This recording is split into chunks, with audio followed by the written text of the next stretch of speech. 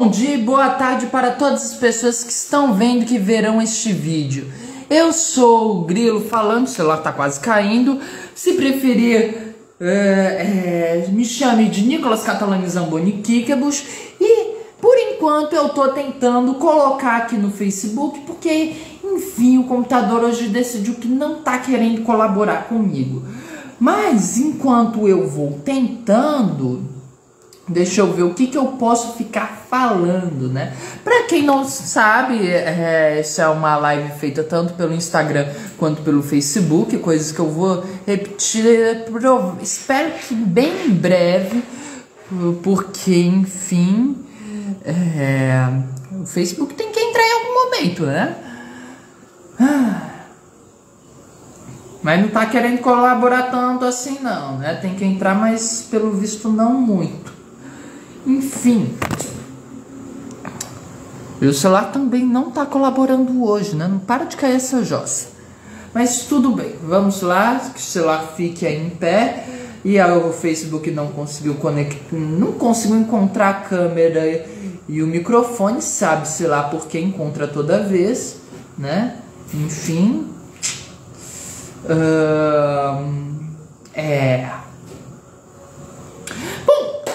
quem não sabe, o objetivo dessas lives é falar sobre a história do Brasil, contextualizada na história da capoeira, né? E no vídeo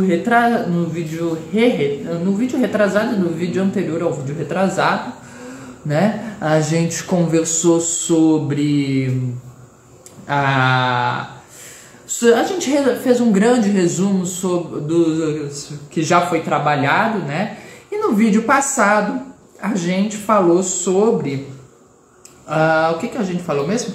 Sim, a gente falou sobre o início da colonização no sul do Brasil. E a luzinha da câmera desligou por quê?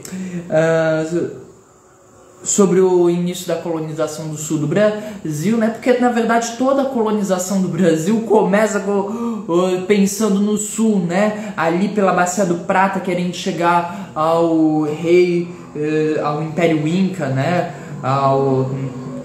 Que segundo os rumores que haviam, né? Rumores reais, havia em altas montanhas e nevadas um rei que tinha muita prata e muito ouro, né? Enfim, e aí a gente falou sobre a Guerra de Iguá, que foi a primeira guerra na América do Sul, se não de toda a América, entre europeus, né? E aí no caso portugueses portugueses, mas também espanhóis, né? Enfim, o bacharel de Canané é aquele mistério, né? Ninguém sabe, né, quem realmente que é, e o celular hoje realmente não está colaborando aqui, mas vamos lá, vai ficar em pé. Não sei o que está colaborando menos hoje, se é o celular ou se é o computador. Enfim, e aí a gente falou sobre a Guerra de Iguá, que vai atrasar em décadas a colonização do sul do Brasil, até porque depois da Guerra de Iguá, né, acontece de tudo, né, inclusive maremoto. Mas enfim, por que falamos de tudo isso, né? Para retomar aquela importância do Rio da Prata, né? E a colonização sul do Brasil tem a ver o que com a capoeira? Tem tudo a ver, porque, né, apesar do sul ser aquele lugar que eu particularmente detesto, né, a história aí do sul, especialmente a história recente, né, não é nem um pouco do meu agrado, né, apesar de todos os problemas que eu tenho com a região sul, né, com a região sudeste, com a região centro-oeste também. Para mim o Brasil bom é o Brasil do norte e nordeste, que podia inclusive separar, né, das sanguessugas. Mas enfim, apesar de tudo, a história da colonização do sul do Brasil é fundamental para se entender a história do Brasil, porque tem uma série de conflitos envolvendo essa região, porque é uma região de fronteira, né? E de uma fronteira extremamente estratégica, né? Por conta da bacia do Rio da Prata. né? O controle desse rio é estrategicamente importante. E não é à toa que o Brasil, muito ao início da colonização, a divisão das capitanias hereditárias está totalmente ligada a conseguir a posse do Rio da Prata. Mas é aquilo, né? Tentaram e não deu muito certo. E essa luta pelo Rio da Prata, né, vai ser extremamente importante porque também tem tudo a ver com a Guerra do Paraguai, que é um momento chave na história tanto do Brasil quanto da capoeira, né? As maltas de capoeira, o celular vai cair de novo, as maltas de capoeira não seriam o que foram sem a Guerra do Paraguai. A própria história do Brasil inteira não seria o que foi sem a Guerra do Paraguai.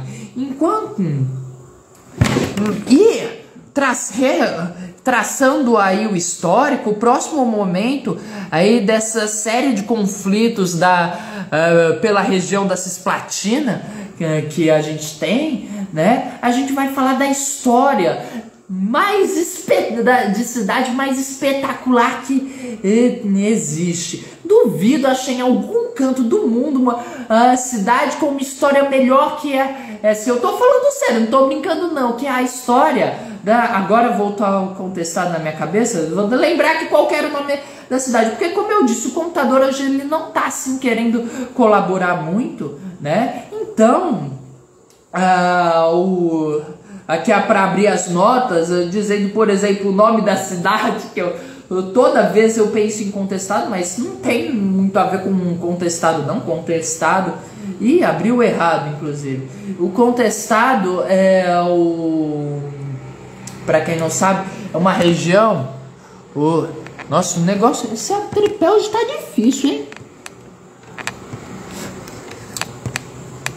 Bom, enfim, a região do contestado, para quem não sabe, seria o local de conflito, né? Entre populares e uma pessoa, na verdade. Não chega nem a ser elite.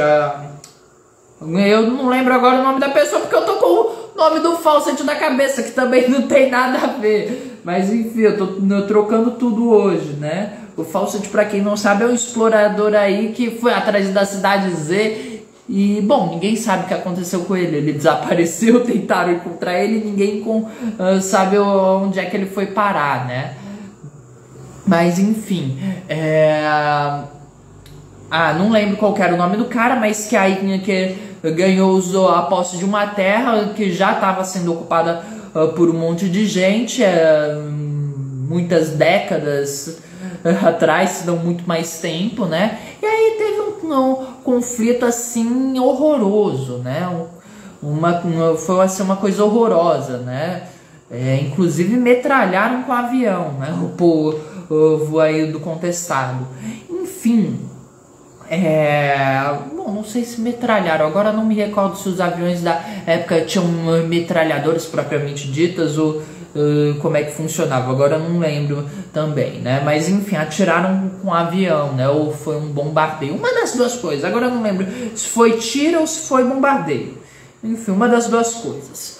E aí, no caso contestado, como eu tô dizendo, que é algo do século XX, não tem nada a ver com a cidade que eu tô tentando lembrar e que o computador, como eu disse, não está colaborando para eu chegar aqui onde é que estava a parte do nome da cidade. Deixa eu ver qual que era o nome da cidade. Era Sacramento, Colônia de Sacramento, que o nome também tem tudo a ver com contestado, né? Há de convir comigo, de Sacramento para contestado a diferença assim mínima, é quase que de uma letra assim, né? Então, enfim, falar da história da Colônia de Sacramento, a história mais incrível de cidade que você vai encontrar em qualquer lugar do mundo, porque é uma história assim que beira o ridículo, literalmente beira o ridículo, né? Assim que o computador destravar, eu vou ver qual que foi o nome do cara, mas é basicamente o seguinte, o que aconteceu. Você tem a União Ibérica, né? Que é aquele momento que a gente já conversou, que Portugal foi absorvido pela Espanha. Porque, afinal de contas, né, o rei de Portugal, Dom Sebastião, que inclusive é extremamente importante para entender, se não o contestado, a revolta que muitos dizem que o contestado é a versão do sul, né? Se não for para, eu não lembro se o José Maria ele era sebastianista, mas a história do Dom Sebastião é fundamental também para entender a história de Canudos, né? E não do contestado também, mas eu não lembro do contestado. Eu sei de Canudos, agora contestado eu não lembro muito bem como é que foi a história não. Mas enfim, o que eu sei é o seguinte, que o Dom Sebastião era um moleque, né? Era um rei assim bem jovem, né? Tão jovem que nem estava casado ainda. Enfim, a Europa naquela época era aquilo, né? A pessoa casava muito cedo, né? Talvez principalmente as mulheres, né? Porque, por exemplo, a Carlota Joaquina casou com o quê? 12 anos? Com o Dom João VI, que tinha 18, né? Talvez principalmente as mulheres, eu não sei dizer. Mas, enfim, o Dom Sebastião era um rei muito jovem, né? Acho que já era adulto, mas né, já tinha passado dos 18, mas não tanto assim.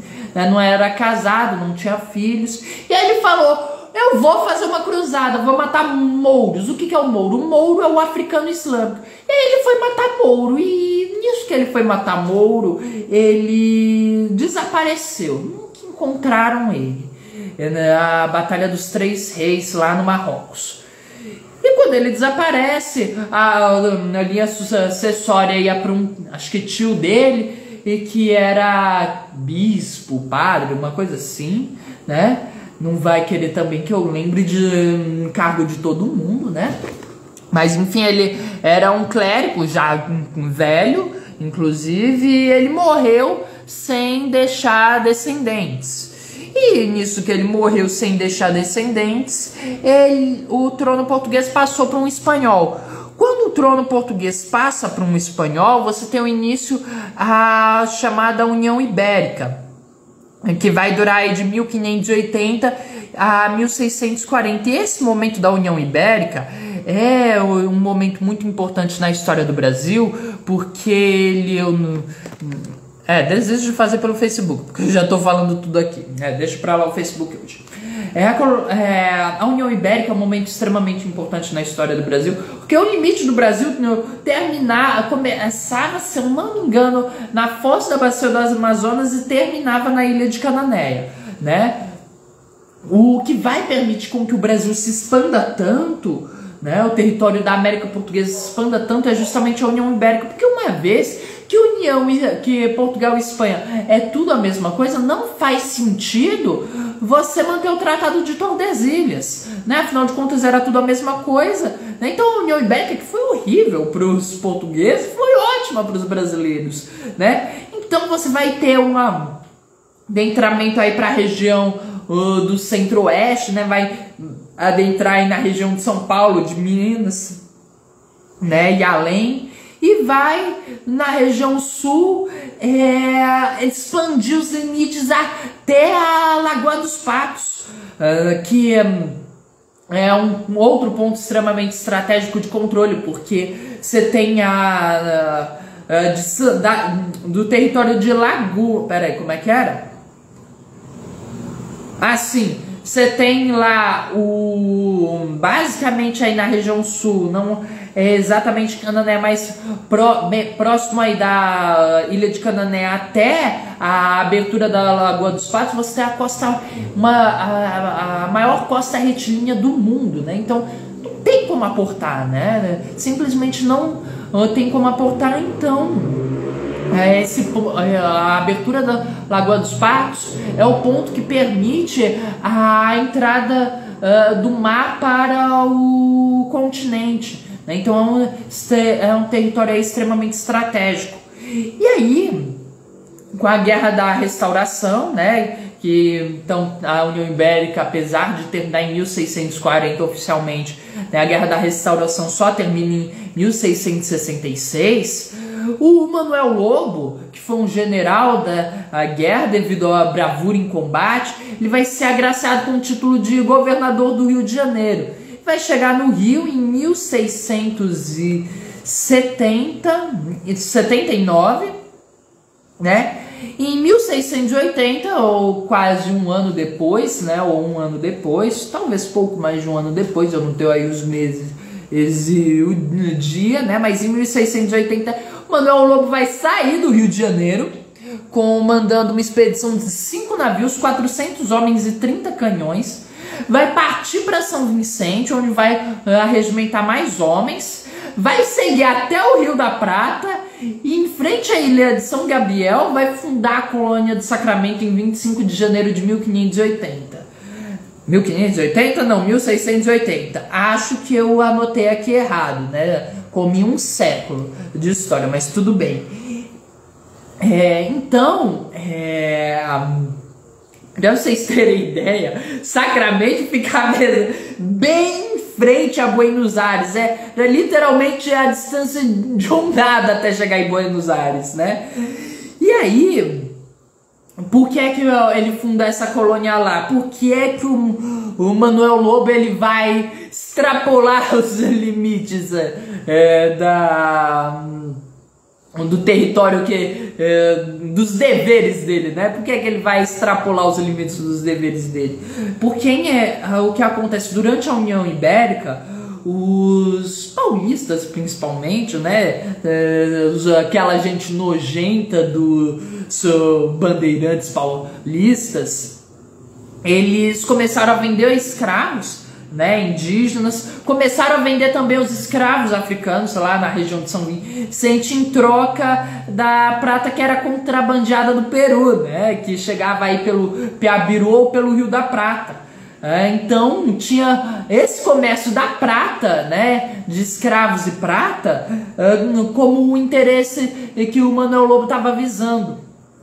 E aí obviamente que um forte e bem em frente a Buenos Aires, né, ia chamar a atenção dos espanhóis. É claro que o WhatsApp naquela época, vocês sabem, a internet era muito lenta, então demorou assim para chegar a notícia, mas logo que chegou, né, em agosto de 1680, o exército espanhol vai, junto com um grupo de índios Guarani, vai partir lá de Buenos Aires e vai destruir Sacramento, né? Não tinha razão para deixar aquilo ali do jeito que estava, né? E o Manuel Lobo vai ser preso e vai ser levado para Buenos Aires e vai morrer na masmorra, né? Aí, o que os portugueses fizeram? E isso que é o mais maravilhoso de tudo. Eu não julgo o fato dos portugueses terem construído uma cidade bem em frente a Buenos Aires, né? Não julgo isso. O que eu julgo é o que acontece depois. Porque aí os portugueses, eles vão levar a questão para os tribunais internacionais, né? E o pior de tudo é que em 7 de maio de 1681, eles vão ganhar o direito de construir Sacramento, né? E por mais inacreditável que pareça, os tribunais internacionais falaram: não, Portugal pode construir esse enclave, essa espinha no território espanhol, né?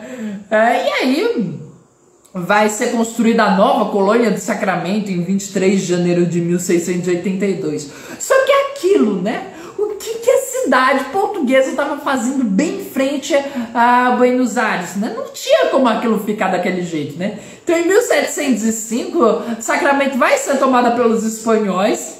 E aí, em 6 de fevereiro de 1715, vai ser assinado o Tratado de Utrecht, sei lá como é que é, não fala holandês, né, mas vai ser lá na Holanda, que vai devolver a colônia para Portugal, né?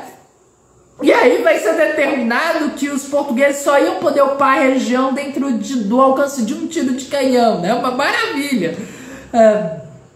Em 1735 os espanhóis vão tomar Sacramento de novo.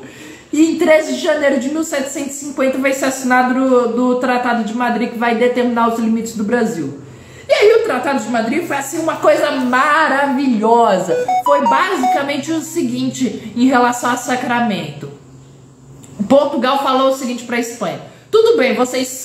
Eu peguei aqui o computador de vocês querem ele de volta? Ok, mas me dê o celular, né? E a Espanha tava tão de saco cheio que aceitou, né? Então, com o Tratado de Madrid, Portugal vai pegar os 7 povos das missões, né?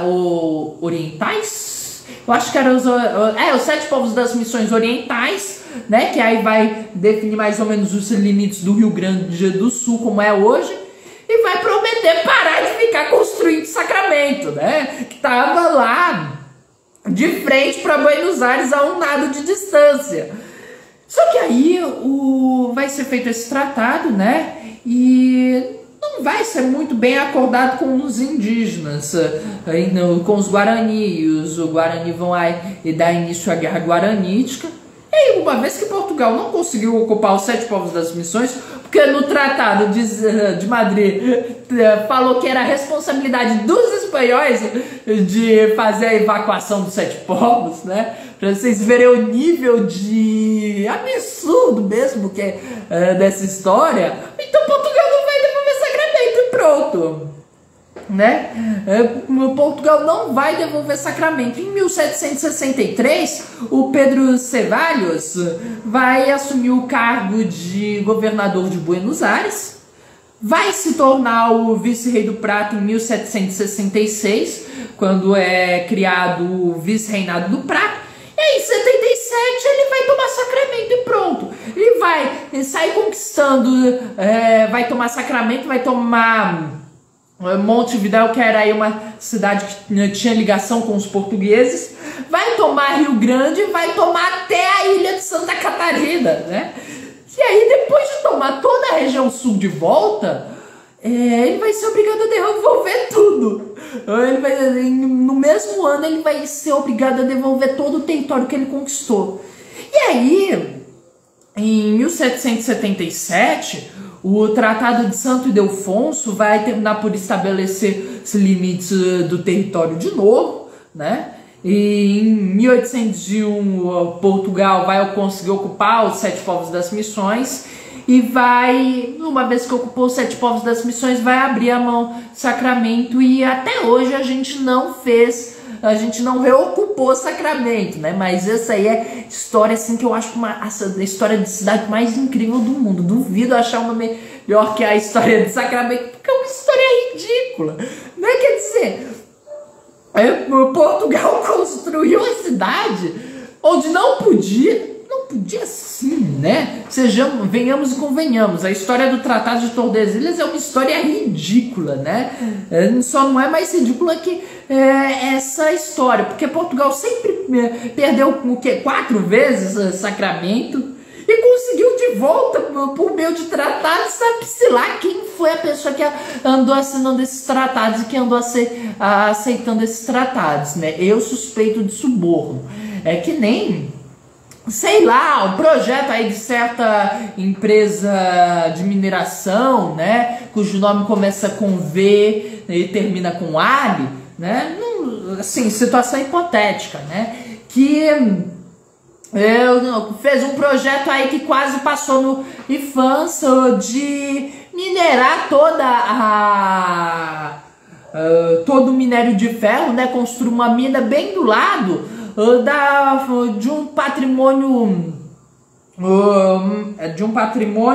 o brasileiro tombado da primeira fábrica de fundição de ferro, né?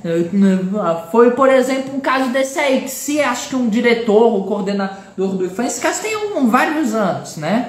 Não tivesse pegado por acaso, inclusive, para ver, eu teria deixado passar, né? Então, enfim, essas coisas que sabe-se lá como acontece, não? Mas eu sei que a história é essa. E essa história é muito importante porque, por exemplo, o Rio Grande do Sul, ele vai começar a ser povoado tanto por causa de Sacramento, porque os portugueses não tinham como abastecer uma cidade bem dentro do território espanhol, né? Só percorrendo 1000 quilômetros até Laguna, lá em Santa Catarina, né? Então, em 1737, não só por causa disso, mas também por causa disso vai ser fundada a cidade de Rio Grande, ao redor lá da fortaleza de Jesus Maria José, né? Bem onde a Lagoa dos Patos encontra com o mar na Barra Diabólica, né? Que é um nome, por sinal, maravilhoso na minha opinião, né? Enfim, e aí, né? Próxima semana a gente vai falar sobre a Guerra Guaranítica. Não só porque é mais um dessa série de conflitos que existe no território sul, né? Que é vital para entender uma série de guerras que os capoeiras vão estar participando, porque os capoeiras não participaram só da Guerra do Paraguai, né? Os capoeiras participaram de conflitos anteriores. Os capoeiras estão desde pelo menos os idos de 1816, né? Tem capoeira lutando em guerra na região sul, né? E não só a Guerra Guaranítica, é uma guerra que vai estar toda dentro desse contexto da formação da região sul e dessa história, desse jogo político para definir o território da região sul, e tem sempre empurrando aí com a barriga os limites até onde desce para chegar no Rio da Prata e controlar o Rio da Prata, né? E que é também a história onde está por trás a própria Guerra do Paraguai, né? Mas também porque apesar do foco do vídeo ser a história do Brasil contextualizada na história da capoeira, não ser o objetivo primordial desses vídeos falar de história indígena, eu digo, acho que desde o primeiro vídeo, vou provavelmente morrer dizendo que os indígenas sofreram tanto quanto os negros, se não muito mais, né? E por isso eu me vejo na obrigação de falar um pouquinho dessa história, que é um dos absurdos aí que foram cometidos contra os indígenas ao longo de todos os 500 anos de história do Brasil. 500 anos, não exatamente, mas 470 anos, né? Só vai começar a ser... Não, 500 anos mesmo, porque já tinha o Porto dos Escravos muito antes de Martim Afonso de Souza chegar. Inclusive São Vicente, a região de São Paulo, é uma das capitanias que deram certo, né? Não deu certo por comércio de açúcar, como muita gente pensa, deu certo porque era o porto conhecidíssimo para venda de escravos, né? Então, gente, é isso. Próxima semana a gente continua e a gente vai falar aí da Guerra Guaranítica, né? E daí dá seguimento, provavelmente, eu acho, até onde me consta, o próximo conflito vai ser começar a tomada do Uruguai, quando o Uruguai foi Brasil, né? Então, gente, por hoje é só. Até a próxima semana. Esse vídeo vai estar no meu canal do YouTube dentro de uns 15 minutos. Talvez 20, considerando que eu vou ter que primeiro passar para o Facebook, baixar, enfim, né? E talvez até mais, dependendo aí da colaboração do computador, né? Então, agradeço a todo mundo que curte, compartilhar, comentar. Agradeço a quem não é inscrito se inscrever. Agradeço, deixa eu ver, tem mais alguma coisa a agradecer? Não, acho que eu já agradeço. Agradeço a todo mundo que for lá dar visualização no meu canal. Meu vídeo vai, pra quem não sabe, o canal é Papo com Grilo. O vídeo vai estar no meu canal aí dentro de uns 15, 20 minutos, talvez mais, dependendo aí do computador. E claro, né, me pediram para começar a colocar o link do vídeo na descrição do vídeo aí no YouTube, né? Então vou começar a colocar. E por hoje é só, até a próxima semana.